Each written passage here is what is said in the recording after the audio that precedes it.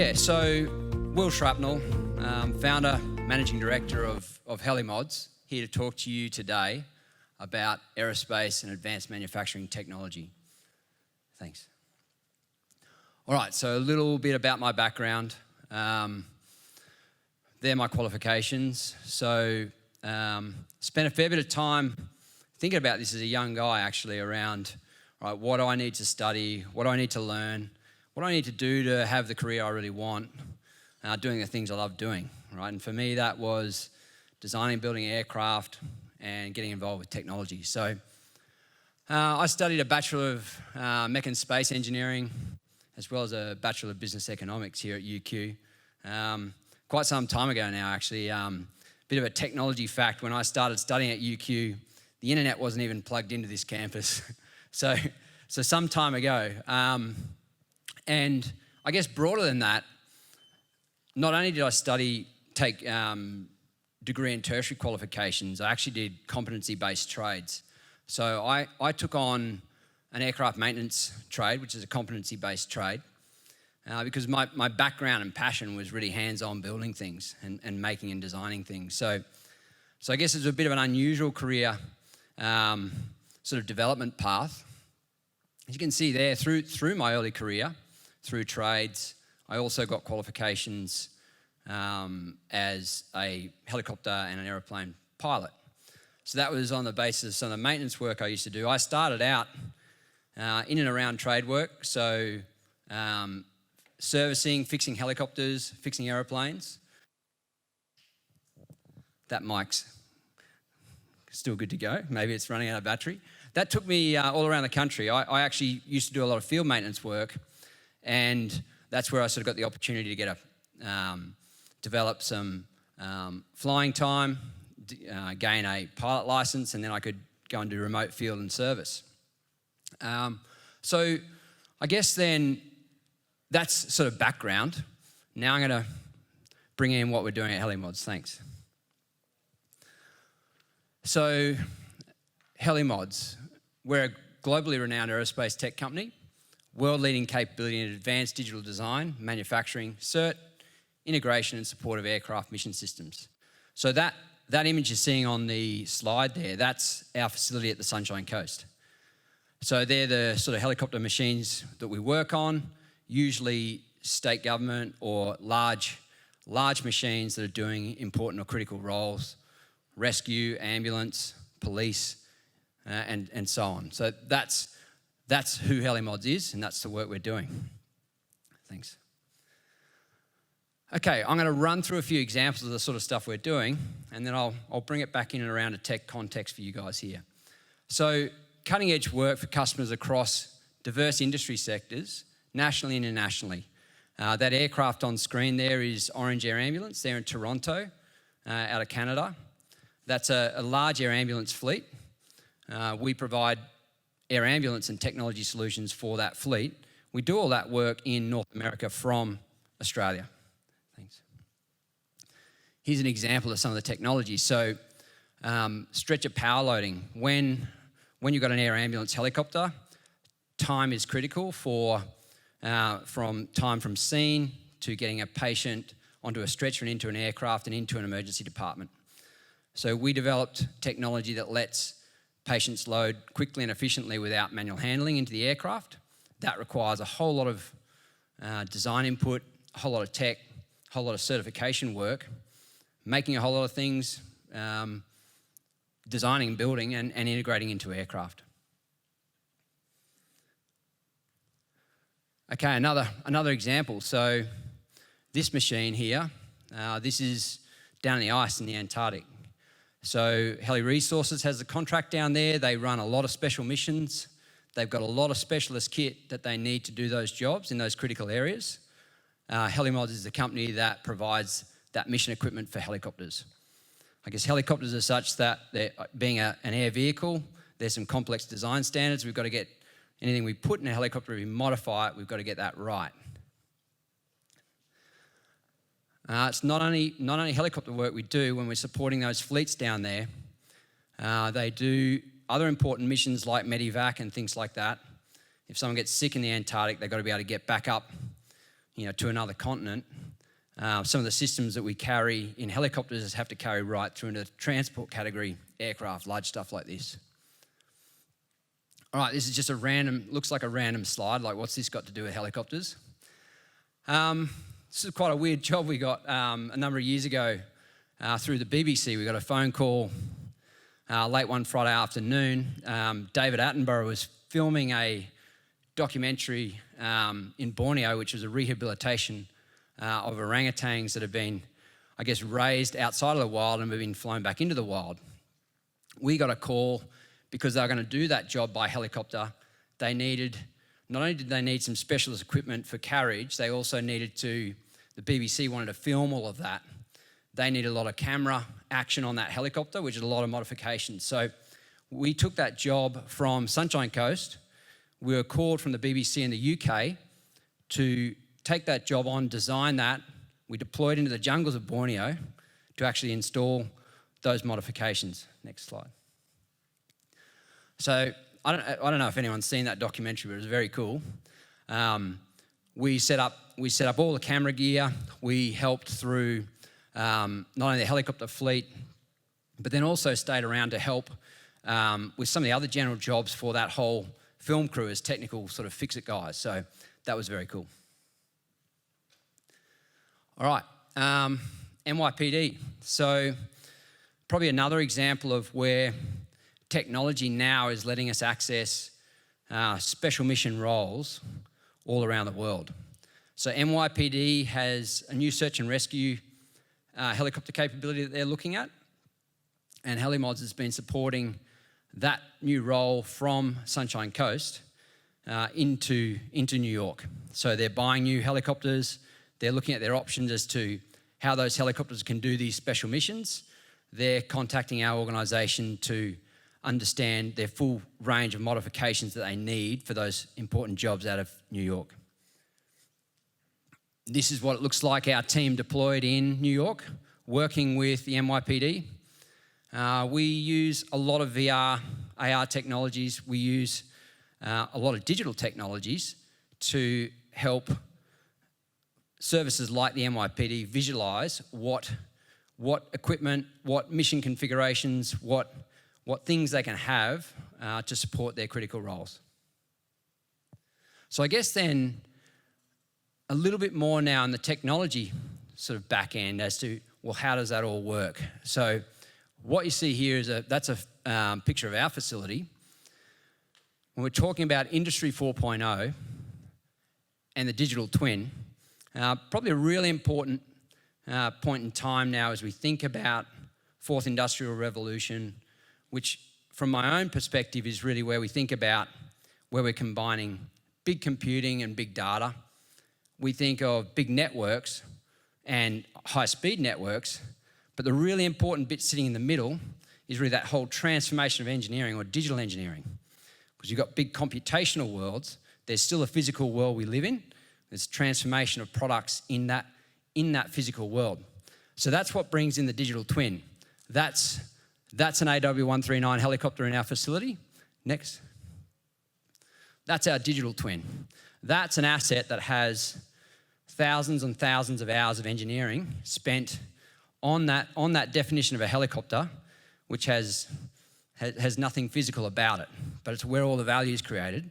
It's what lets us do work from one location, one side of the globe, in another side of the globe, where we simulate, we understand the physical objects and the digital objects and how we're actually going to transform a physical using the digital. Now, if you think about Industry 4.0 and that transformation of engineering, you're probably already familiar in your studies with 3D print and the like. So that's converting a digital model into physical. The other way around, though, is converting a physical back into a digital. So there's 3D scanning technologies now that we use that we can deploy those technologies to capture a digital model of something that exists somewhere else where we are not. So if we send scanning technology to field, we can capture that physical object in a digital image and we can share that with our team here in Australia. So I guess that's how those things come together. All right, so let's use a couple of real examples now of that. Our digital twin was used extensively to develop tactical helicopters for Victorian Police. Next slide, thanks. Next. I can talk about this a little bit longer. Thanks. All right, so mission cockpit. A standard helicopter will do standard roles, which is more like transport. A missionised helicopter will do things like aerial surveillance. It'll have a lot of sensors. It'll have a lot of other technologies that let it do an aerial policing role. So it needs a different flight deck. It needs more situational awareness. It needs more displays that are specific to mission rather than just flying. We create that design in the digital space before it's created in the physical. Next. Those two are basically the combination of a real image and a digital image. The simulated space is where we do the majority of our work, and then we transform it into the physical space. Next. A mission workstation, that's in an aerial policing capability, that's the office of a tactical flight officer that would be doing things like monitoring vehicles, following a crime, looking for unusual activity. That workstation there, that is a very expensive airborne computer. That's something that we design and build that, integrate that from scratch. Next slide. And this is kind of how it happens. We would simulate that in 3D CAD. Conceptually, we would start loading up those components. Next. Our fidelity increases. We simulate all the wire routings, loom routings, things like that. We do all of that in that space, and then we make the physical into a reality. Here's our workspace. So that's what it looks like in our main engineering office at Helimods. There's a whole stack of different sort of open office sort of layouts that let us do some of this heavy digital work. Next. Augmented reality and virtual reality. If we're heavy in the digital space, we're going to do a lot of simulation. That's the workstation in use. That's our engineers actually looking at the real object, doing some test and trial on prototypes, understanding how that stuff all fits within the helicopter. We're going to use some of those simulations in the digital space to understand whether we can reach things, whether we can see things, understand the design to whatever extent we can in that digital space before we move it into a manufactured object. 3D print. That's only really at the start of that whole journey. I mean, 3D print will be the manufacturing method as more materials become available or methods become more refined. But for now, we use a lot of prototyping. We use 3D print for a lot of prototyping activity. This is a 5-axis CNC machine that sits right next to our engineering office. We've got a whole stack of machines for doing this sort of work. This is really an example of the digital object that we're now transforming into a physical object, a block of metal, into now a finished part.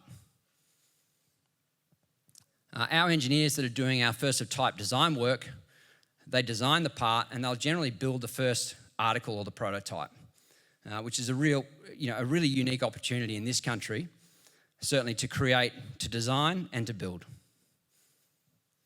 And this is that workstation in use with the customer. So that's doing test flying at Caloundra Airport, the Sunshine Coast. Tactical flight officers working on a system that's been designed over about a year and a half. That's the aircraft on the flight line at Helimods. We're doing some night testing with CASA to achieve certification of that machine. And then finally, that's the aircraft on Police HQ in Melbourne, Victoria. So if you head down to Victoria these days, my advice would be careful with your driving habits if these things are flying around above you, because they've got a $2 million camera hanging off them with that workstation in the back that can see things up really close. All right, so where are we going at Helimods? We're a growing company. We've got around about 40 to 50 across our team. That's going to be out over 100 within a couple of years. So our presence is growing here in the southeast. our activity globally is also expanding. All right. So what I thought, because we're 5 minutes to go, I thought just to get the ball rolling, I'll put out what are some of the common questions that I get asked, and we'll move through those pretty quickly, and then if we've got a little bit of time left, I'll throw it open to the floor. So how do I get a job at Helimods? What I might do is I'll go through these other questions, and that'll sort of answer that. What should I study? You should study what you're good at, what you enjoy, what you're passionate about. Like really that, so then what does that mean? That might mean engineering at university, that might mean IT, that might mean any of those things that you feel are your strengths. For me, engineering was always something that was sitting there as my preferred. Mechanical and space back then, was certainly something that connected aerospace for me.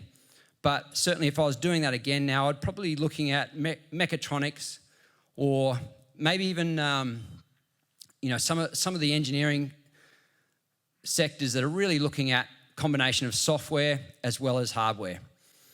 Our engineering team will evolve. I mean, our broader design team will evolve where software becomes probably even more dominant than hardware, but there'll always be gaps and career opportunities in both. So you should study what you're good at and what you're passionate about.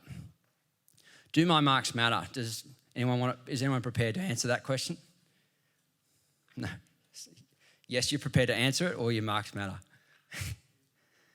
Yeah, your marks, they do matter because your marks show someone that's looking to employ you that you are passionate about what you're studying, and you're applying yourself to learn, and you want to know and understand. I didn't get great marks at school. They were pretty good. They weren't perfect. But by the time I came through university, my marks were pretty sharp. And that's because I was studying what I love doing. And then how do I kickstart a career in tech? Well, my advice to all of you out there is if you're passionate about something, you should get involved with that and start doing that now while you're at school age.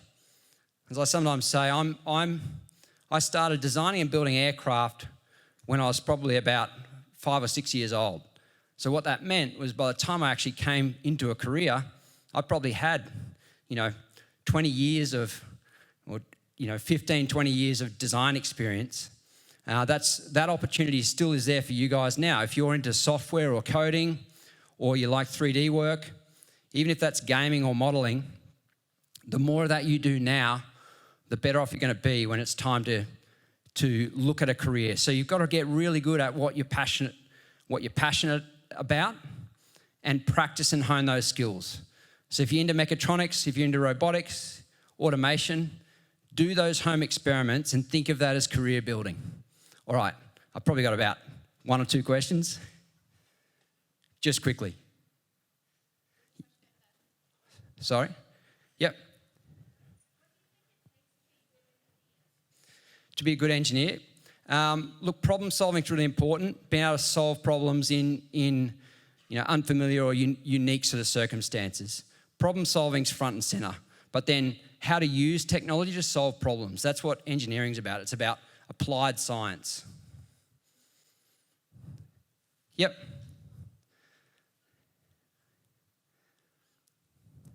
Wow. Oh, over here. How much does it cost? That helicopter for on screen, say, Victoria Police, that's around about a $20 million helicopter. So a large helicopter, $20 to $25 million for that sort of capability. Yep. That's been nearly 20 years, right? So from one job at a time, one skill at a time, but it's something that step at a time, you can chase down a career like that. Yep. Go for it. Yeah.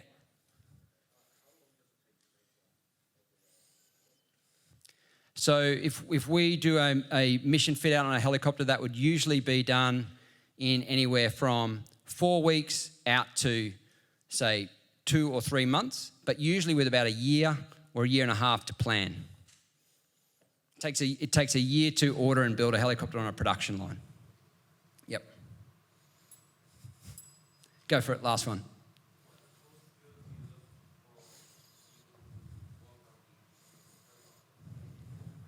Yep. Technical and practical skills, really an understanding of how to use technology. It's so important. The application, applied technology is really important. And if you're looking for a job, it's really being able to demonstrate that in an application as show me how you've done that before. And that could be in your garage, it could be in your school projects, it could be in your uni projects. But show me how you've solved problems using technology. Thanks a lot, guys.